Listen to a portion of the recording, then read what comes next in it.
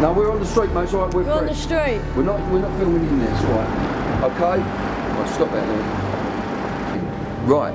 This is Bill Maloney speaking for Pie Mesh Films. I'm outside the Inner London Family Proceedings Court, or as they are called by a lot of us, the secret family courts. Right. We were in Lewisham yesterday. This is a strange story I've got for you all. When I was driving through Lewisham, I saw a young couple and they was crying. Both of them were crying. I'll just call them A and B. A is the guy, B is the girl. The girl is 18 years of age. The guy is 24 years of age. The story came out when I talked to them. I said, "Are you all right?" That they said tomorrow we're at the Inner London Family Proceedings Court in Wells Road, just off of Soho, and they are going to take our child away from us for good. Now this child is 10 months old. Let me just give you a bit of the history.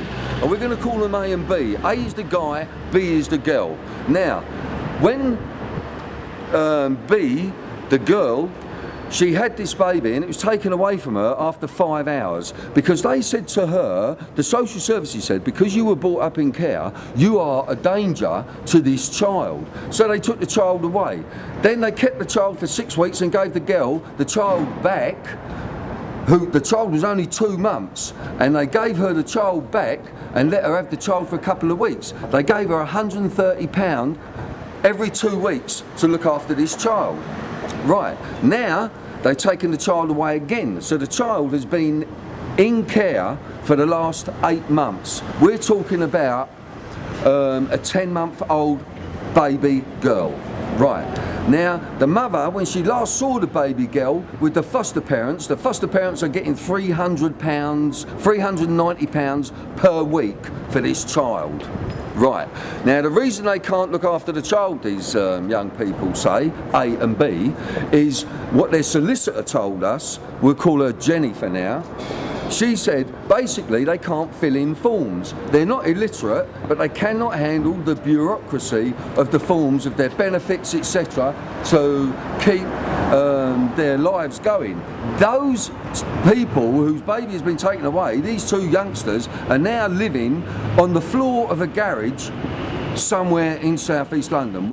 Right, so when I saw them at Lewisham yesterday, I explained who we were and if they needed our help, and they said, "Oh yes, please." So we got in touch with their solicitor. I had a long chat with their solicitor yesterday, and as I say, we'll just call her Jenny. I said to Jenny, I want to know if this kid has been abused by these 2 young parents at all, and she said absolutely not. I said, so if that is the case, what is going on? The solicitor said to me, Jenny, she said, these kids are getting a raw deal. I said to her, that's good enough for me, Jenny. These kids are getting a raw deal, I'm on it. So we phoned the kids, and then we said that we're going to be here to support them. They said great. Then this morning we had a phone call, we had an email from Jenny saying the kids don't want us there. So through our experience we thought that's all a load of bollocks, these kids are being manipulated. The social worker told them yesterday that if they spoke to us, it could affect the child's future. The child, don't forget, is 10 months old. So the way we're seeing it is they don't want the press in there. This is a secret family court.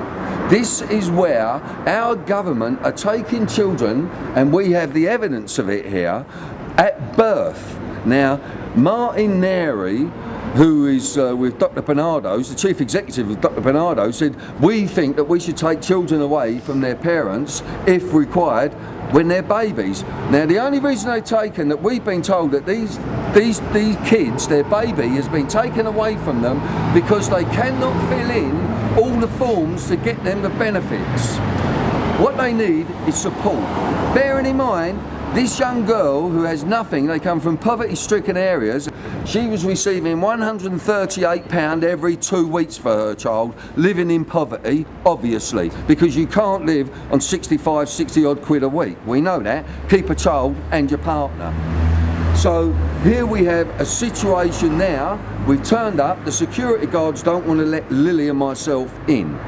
Now, they became really quiet not aggressive, but it could have gone that way. There was about 7 of them. They wouldn't let us in. And Lily was filming the front, so I've had to stand 100 metres from the children's court. Now, any court in the land, you can go and sit in a public gallery and listen to what's going on, press or public. That goes for the Iraq inquiry as well. Right, but they won't let us in to the children's courts, okay? Well, they were threatened by one officer who came out, one security officer, spat on the floor, and he went, "I'll call the police." He told me he was head of security. Some of these parents aren't even allowed to go into the hearings. They stopped us going into the hearings. The parents said they wanted us in, then we get a phone call from the barrister saying they don't want you in. This young girl, this young 18-year-old mother who has had her child stolen from her by our institutions, and we all know what that is, especially those of you who are like myself, are victims out there. This kid is on the road to fucking hell. This kid is now been taken away from its parents, who are being manipulated by, it seems to us, the barrister, the social worker, the solicitor, and anyone else who's in the pot. While her child is in care, and foster parents are being given £390 a week to look after the kid. That's all these two, A and B, that's all these parents needed. They needed a bit of financial support, etc. So why not leave the kid, if it's just down to poverty, which it seems to be, and ignorance? You know, you can't take children's kids into care because their parents can't fill out their fucking benefit forms. That is absolutely outrageous. Why do they keep wanting the babies? Now there's something that's a little bit more sinister. A and B, the parents, told us that they went to see the child at the foster carers. When they got there, over the little girl's genitalia was severely blistered and sore. There was sores and blisters. Now, the girl reported this, okay, the mother reported this to her solicitor and the social worker. Now, this is a couple of weeks ago. This has not been investigated.